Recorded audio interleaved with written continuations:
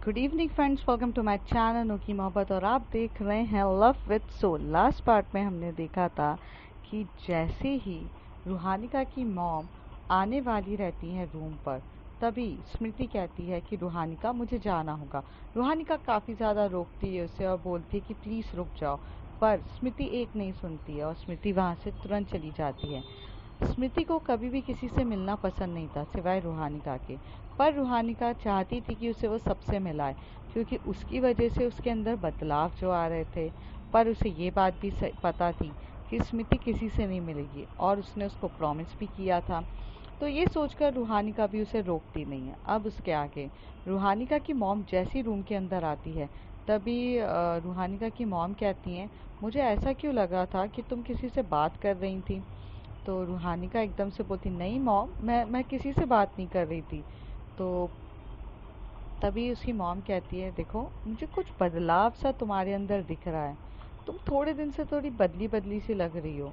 कुछ तो गड़बड़ है, और या तो तुम मुझे छुपा रही हो या मुझे बताना नहीं चाहती हो। तभी रूहानिका कहती, नहीं मॉम, ऐसा कुछ भी नहीं है। आपको ऐसा क्यों लगता है? मैं तो यहाँ पर ऐसे ही बात कर रही थी।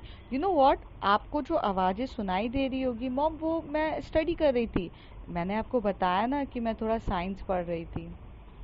अच्छा, ठीक है, बट फिर भी सब ठीक है ना।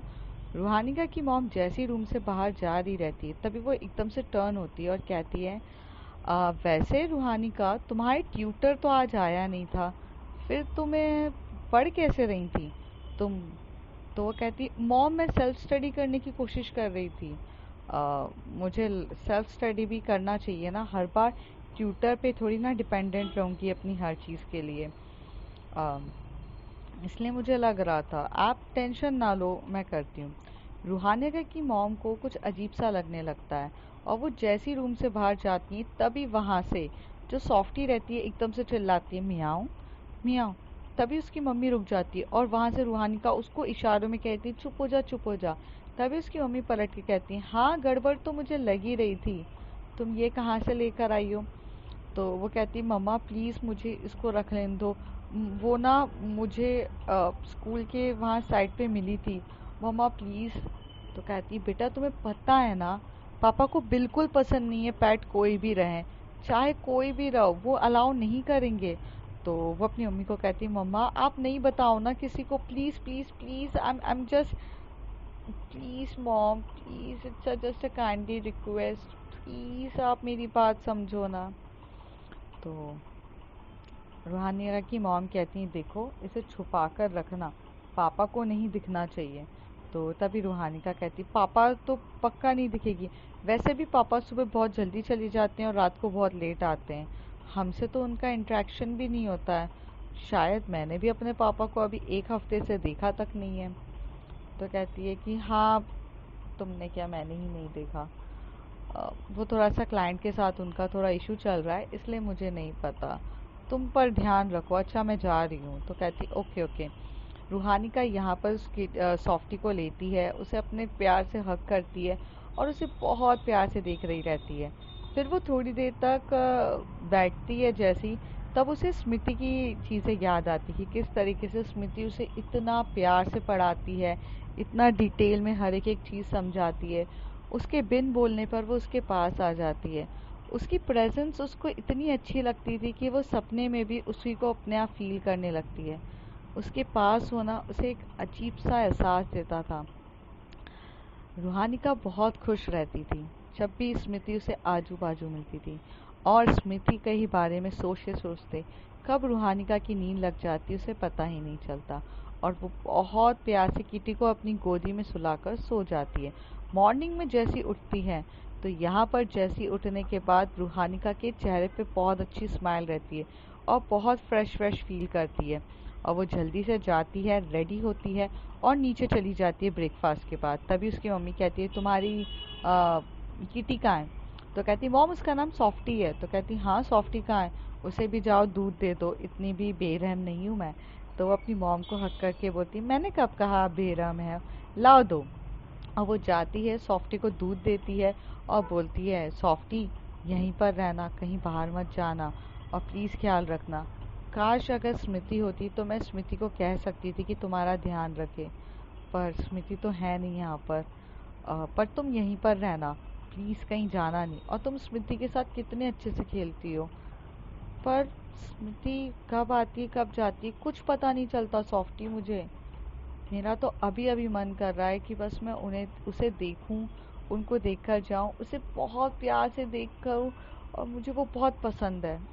पर सॉफ्टी ये भी पॉसिबल थोड़ी ना है। हाय, काश ये पॉसिबल होता तो मुझे कितना अच्छा लगता। और ये बोलकर वहाँ से रूहानिका अपने रूम से निकल जाती है। रूहानिका नीचे जाती है, अपना ब्रेकफास्ट करती है और फिर काका के साथ स्कूल की तरफ निकल जाती है। जैसे स्कूल की तरफ जाती है तो काका उसे स्कूल के गेट पे छोड़ते हैं। जैसे वो गेट के अंदर जा रही रहती है, वहाँ से एक हाथ उसके कंधे पर रखता है। वो बड़ी खुश हो जाती है और स्माइल करने लगती है, जिसे ये फील होता है कि अभी के अभी स्मृति पीछे आ गई। जैसी वो टर्न होती है तो स्मृति उसे नहीं दिखती है, और जबकि वो हाथ परी का रहता है। तो परी कहती क्या हो गया, मुझे देखकर बड़ी स्माइल कर रही है। तो कहती नहीं नहीं ऐसा कुछ नहीं है, और वैसे भी अपने दोस्तों को देखकर तो स्माइल होता ही है ना। तो कहती हाँ हाँ स्माइल होता है, बट इतनी लाजवाब स्माइलिंग तूने कभी नहीं दी मुझे, आज क्या हो गया? या तो सच बता, किसी और का इंतज़ार था क्या जो इतनी स्माइल कर रही थी? तो रूहानिका बहुत धीरे से मन में कहती है हाँ था तो, पर तू आ गई, कोई ना। फिर वो कहती क्या बोला तूने? कहती कुछ नहीं, चल क्लास के अंदर। और ये दोनों क्लास के अंदर चले जाते। जैसी क्लास के अंदर जाते हैं, स्कूल में बैठते हैं और स्कूल डेली रूटीन इनका स्टार्ट हो जाता है। फिर आती है इनके यहाँ मैथ्स के टीचर। तो मैथ्स कई हद तक रूहानिका को समझ में आने लग गई थी, और अब वो मैथ्स के खुद सॉल्व करने लगी थी। और वो परी को भी हेल्प करती थी, परी को भी बताती थी कि इस तरीके से सॉल्व करते हैं। तो अब जो डेली की तरह रूहानिका और परी को इंसल्ट फील होता था, अब वो इंसल्ट फील होना बंद हो चुका था। और ये चीज़ देखकर तो टीचर भी शॉक थे कि भाई इतना इलास्टिक चेंज कैसे आ गया इनके बीच में। पर क्या कर सकते हैं, जब वो चेंज हो रही थी तो कुछ नहीं। फिर थोड़े टाइम के बाद जो हमारी सोशल साइंस का मतलब रहता है, साइंस का रहता है, तो जैसे ही साइंस आता है तो वहाँ की जो टीचर रहती है वो रूहानिका को हमेशा से पॉइंट आउट करती हैं। तो जैसे ही वो उसको उठाती हैं और कहती हैं कि ये समझाओ रेस्पिरेटरी क्या सिस्टम क्या होता है, तभी रूहानिका बिना डरे बिना कुछ करे एक लंबी सांस लेती है और बहुत कॉन्फिडेंट लेवल पे वो स्टार्ट हो जाती है सब कुछ समझाना। जैसे जैसे वो समझाने लगती है, परी बहुत शॉक्ड हो जाती है कि ये चीज़ें उसको कैसे समझ में आने लग गई है। और वो सब तो छोड़िए, टीचर तो काफ़ी ज़्यादा शॉक्ड होती है, वहाँ के बच्चे कि इतना डीपली तरीके से, और वो बहुत शांति से और बहुत सावधानी से एकदम एक्सप्लेन कर रही रहती है। उसका एक्सप्लेन करना, इतने प्यार से समझाना काबिले तारीफ था। बाद में एक टीचर जब बोलती है well done Ruhanika, well done, I mean I am totally surprised, तुम इतने अच्छे से कैसे समझा सकती हो? और तुमने जिस तरीके से समझाया है ये छोटा मोटा नहीं है, ये काफ़ी डीप तरीके से समझाया है। क्या तुमने एक्स्ट्रा क्लासेस लेना स्टार्ट कर दिए, या तुमने अपना ट्यूटर चेंज कर दिया है? वो स्माइल करते हुए बोलती है ऐसा कुछ भी नहीं है मैम, बस थोड़ा सा समझना स्टार्ट कर दिया है। आपको पता है ना कि मुझे कोई भी चीज़ रटते नहीं बनती है, बस धीरे धीरे समझने लगी हूँ। तभी वहाँ से उसकी मैम कहती ओहो, लगता है कुणाल तुम्हें पढ़ाने लग गया है, कुणाल तुम्हें अच्छे से चीज़ें समझाने लगा है। तो जैसे ही वो ये बोलती है तो तब परी बोलती कुणाल भैया पढ़ा रहे हैं? तो कहती नहीं नहीं ऐसा कुछ नहीं है। तो वो कहती है, स्माइल करके बैठ जाती है। तभी परी उसको 4 बार बोलती है तूने ये क्यों नहीं समझाया उसे कि कुणाल तुझे नहीं पढ़ा रहा है? पर तू मुझसे तो झूठ मत बोल, मुझे तो बता कौन पढ़ा रहा है। तो परी की तरफ रूहानिका देखती है और कहती है परी, सच बोलूँ ना, मैं तुझे बताना चाहती हूँ, इवन तुझे मिलाना भी चाहती हूँ उस इंसान से, पर वो हैं कि वो किसी से मिलना ही नहीं चाहती हैं। उन्होंने मुझे साफ साफ मना करके रखा है, तो मैं तुझे कैसे मिलाऊं? बट हाँ, एक इंसान है जो मुझसे रोज मिलता है और मुझे रोज पढ़ाता है, और उसी ने मुझे ये सब चीज़ें पढ़ाई है। और ये बोलकर वो आगे स्टार्ट हो जाते हैं, मतलब मैम जो पढ़ा रही रहती है उसे पढ़ना स्टार्ट कर देते हैं। थोड़ी देर के बाद ऐसी इन लोगों की नॉर्मल मस्ती चलती है, लंच ब्रेक होता है। पर लंच ब्रेक में भी रूहानिका की नज़र उस पेड़ के वहाँ पर एक बेंच रहती है वहाँ पर रहती है, क्योंकि पिछली बार उसे याद था कि स्मृति उसे वहीं पर मिली थी, और वो कोशिश कर रही थी कि काश आज भी स्मृति मिले। पर स्मृति जब उससे मिलने आती है तो जब लोग कम होते हैं और बहुत कम शांति भरी जगह पर आती है, तो वहाँ पर इतने सारे बच्चे खेल रहे थे, तो वो काफ़ी देर तक ये सोचने लगती है कि कहाँ है, क्या है, नहीं आएंगी। फिर परी उसको 1 मिनट भी नहीं छोड़ती है और परी लेकर चली जाती है। जैसी परी वहाँ जाती है और सोशल साइंस का स्टार्ट होता है, जहाँ पे हिस्ट्री के बारे में पूछा जाता है, फिर से रूहानिका को लोग पॉइंट आउट करते थे। तो रूहानिका इस बार जब खड़ी होती है तो वो काफ़ी अच्छे से एक्सप्लेन करती है। यहाँ पर सोशल साइंस की टीचर भी काफ़ी ज़्यादा शॉक्ड हो जाती है, अरे ये चीज़ हो कैसे गई, कैसे उसने बता दिया। यहाँ पर सब कुछ बहुत अलग तरीके से चल रहा था। रूहानी का ये जो चेंज अवतार था, ये सबको अब परेशान कर रहा था। अब तो ऐसा हो चुका था कि स्टाफ रूम में भी रूहानिका के बारे में बातें चलने लग गई थी। कुणाल को जब धीरे से पता चलता है कि उसकी बहन की तारीफें होने लग गई है, तो कुणाल जब स्कूल ख़त्म होता है वो उसके पास आकर बोलता है, रूहानिका मुझे तुमसे कुछ बात करनी है। तो वो टर्न होके बोलती है, हाँ भैया कहिए। तो कहती है कि तुम्हारे बारे में मैंने बहुत कुछ सुना है। तभी रूहानिका कहती है, मैंने किसी को नहीं मारा है भैया, और ना मैंने किसी के साथ कुछ बदतमीजी करी है। मैं जानती हूँ आपकी रेपुटेशन बहुत ज़्यादा है और मैं उसको स्पॉइल नहीं करना चाहती हूँ। तो वो कहता है, अरे मैं उस बारे में बात नहीं कर रहा हूँ, मैंने ये सुना कि तुम पढ़ाई करने लग गई हो और स्कूल में सब तुम्हारी चर्चा करने लग गए हैं। जो चीज़ें मुझे सुनने को मिलती थी कि मेरी बहन को कुछ नहीं आता, नेगेटिव थॉट्स मिलता था, आज तुम्हारे बारे में मुझे इतना सब कुछ अच्छा अच्छा सुनने को मिल रहा है। क्या बात है, लगता है ट्यूटर तुम्हें बहुत अच्छे से पढ़ा रहा है। Well done and I am proud of you my little sister. ऐसी पढ़ो और अच्छे आगे बढ़ो। मैं सच्ची में बहुत ज़्यादा खुश हूँ तुम्हारे लिए। चलो इसी बात पे तुम क्या खाओगी, आज पार्टी मेरी तरफ से है। जैसे ही रूहानिका को ये सुनने को मिलता है कि उसका भाई उसको इतने प्यार से लविंग नेचर की तरीके से देख रहा है, तो अपने भाई को बोलती है कि बस आज आप मेरे साथ गेम खेलोगे प्ले स्टेशन पर, बस मुझे ये चाहिए।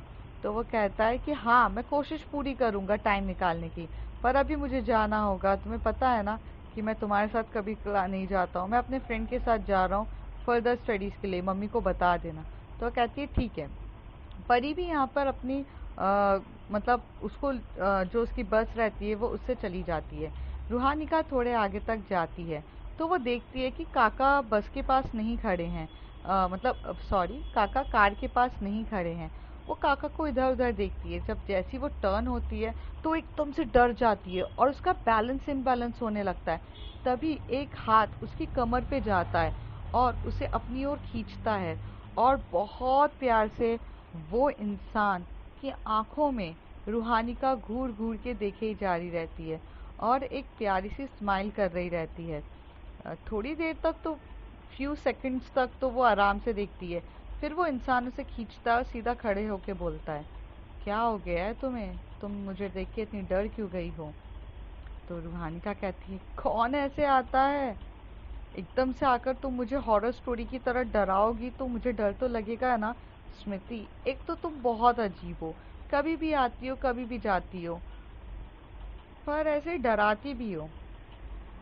तो स्मृति उसके बालों पर सर पे, मतलब सर पे हाथ रखती है और कहती है कि मेरे होते हुए तुम्हें डरने की ज़रूरत नहीं है, मेरे होते हुए तो डर भी तुमसे दूर भाग जाएगा। मैं तुम्हारे साथ हमेशा हूँ और मैं यहाँ पर तुम्हें हमेशा से प्रोटेक्ट करूँगी, कोई भी चीज़ तुम्हें कभी प्रॉब्लम नहीं देगी, ये मेरा वादा है तुमसे। जैसी रूहानी का ये सुनती है स्मृति के मुंह से, वो उसे टाइटली हग करती है। जैसी वो हग करती है तो उसे बहुत सुकून सा फील होने लगता है और बहुत टाइटली वो हग कर रही रहती है। स्मृति जैसे ही काका को आते हुए देखती है, तभी वो रूहानिका को बोलती है, मुझे छोड़ोगी तुम? तो कहती है, नहीं मुझे नहीं छोड़ना है, मुझे आपको ये बताना है कि आपके होते हुए मुझे पढ़ाई में इतना सक्सेसफुल मिली है, सब मेरे बारे में बात कर रहे हैं। तो स्मृति स्माइल करते हुए बोलती है, पक्का? अच्छा ऐसी बात है। अच्छा तुम घर जाओ, मैं तुम्हें तुम्हारे घर पर मिलती हूँ, अभी मुझे जाना होगा। तो तभी रूहानिका उसका हाथ पकड़ के बोलती है, स्मृति ऐसा क्या है जो आप किसी के आने पर एकदम से चले जाते हो? आप मेरे को सबके सामने क्यों नहीं मिलते हो? तो स्मृति उसके पास आकर बोलती है, रूहानिका, वक्त आने पे इन सारे सवालों के जवाब तुम्हें खुद पता चल जाएंगे, पर मुझे नहीं लगता है कि अभी तुम्हें ये बात जानने की ज़रूरत है। मैं कौन हूँ, क्यों हूँ तुम्हारे पास, इन सारे सवालों के जवाब मैं तुम्हें दूंगी, पर वक्त आने पर अभी मुझे नहीं लगता कि ये सही वक्त है। तुम जाओ, मैंने कहा ना मैं तुम्हें मिलूंगी, और तुम्हें पता है मैं अपने वादे की काफ़ी ज़्यादा पक्की हूँ, तो आपको जाना चाहिए। जैसी स्मृति ये बहुत गंभीर तरीके से और अपनी वॉइस पे बहुत फोकस तरीके से बोलती है, तो स्मृति को ये स्मृति यहाँ से चली जाती है। रूहानिका को फील होता है कि जब वो बोल कर गई है तो वो डेफिनेटली आएगी। यहाँ पर वो बैठती है तो काका को वो पूछती, काका आप कहाँ गए थे? तो कह रहे थे, बेटा गाड़ी में से ना अपने आप धुआं निकलने लग गया था, जबकि गाड़ी तो सही थी। तो गाड़ी के लिए मैं पानी लाने गया था यहाँ नीचे से एक छोटा सा वो है हैंड पंप, मैं वहाँ से पानी लेकर आया था। तो मैं ज़रा कार में डाल देता हूँ ताकि कार को थोड़ी ठंडी हो जाए। तो कहते हैं, हाँ मैं जब तक अंदर बैठ जाती हूँ। हाँ बेटा आप बैठ जाइए अंदर। ऐसे बोलकर रूहानिका अंदर बैठ जाती है, और काका जैसे ही पानी डालते हैं, थोड़ी देर के बाद उनकी गाड़ी चलना स्टार्ट हो जाती है। स्मृति गाड़ी चलाने लग सॉरी काका गाड़ी चलाने लगते हैं। रूहानिका पीछे मुड़ के देखती है तो उसे स्मृति बाय करते हुए दिखती है, और वो भी उसे बाय करके चली जाती है। तभी काका पूछते हैं, आप किसको बाय कर रहे हो? तो वो बोलती है कि अरे आपने नहीं देखा मैं किसको बाय कर रही हूँ? तो काका कहते हैं, नहीं मैंने नहीं देखा। तो वो बोलती है, चलो कोई ना काका, सही वक्त आने पे मैं आपको उस इंसान से ज़रूर मिलाऊंगी। तो काका बोलते हैं, बेटा देखो तुम किसी से भी मिल रही हो ठीक है, बट तुम्हारी रिस्पॉन्सिबिलिटी मुझे दी है मैम ने, और मैं नहीं चाहता बेटा तुम किसी के गलत हाथों में पड़ो। तो वो आगे आके बोलती है, काका मैं कोई भी गलत हाथों में नहीं पड़ रही हूँ, और कोई भी मेरा मिसयूज़ भी नहीं कर रहा है। मैं जानती हूँ आपको मेरी काफ़ी ज़्यादा फिक्र है, पर काका आप टेंशन ना लीजिए, मैं काफ़ी ज़्यादा समझदार हूँ। तो कहते हैं, हाँ बेटा थोड़ा तुम्हारे में बदलाव तो मुझे दिख रहे हैं, पर तुम आज इतनी खुश क्यों हो? तो वो अपने काका को बताती है कि स्कूल में सारी टीचरों ने जब उससे सवाल पूछे तो उसने सही सही जवाब दिए। तो काका भी बड़े शॉक्ड होने लगते हैं। और यहाँ पे जो स्मृति रहती है दूसरी तरफ, वो वहाँ से आगे जाते जाते जंगलों की तरफ थोड़ा सा चली जाती है, और वो कहाँ जाती है ये किसी को नहीं पता रहता। स्मृति भी काफ़ी ज़्यादा खुश थी कि रूहानिका के अंदर वो चेंजेस देखकर, और स्मृति को भी वो काफ़ी अच्छा लगता था। थोड़ी देर के बाद रूहानिका अंदर जाती है और वो अपनी मॉम को टाइट हग करती है। मॉम उसकी बोलती हैं कि क्या हो गया है तुम्हें? तो वो कहती है, कुछ नहीं, मैं बड़ी खुश हूँ। अच्छा मैं जा रही हूँ ऊपर चेंज करने। तो कहती हैं, हाँ जाओ। फिर वो काका को पूछती है, इसे क्या हुआ है? तो काका उसे सब कुछ बताते हैं कि ऐसा ऐसा स्कूल में हुआ है।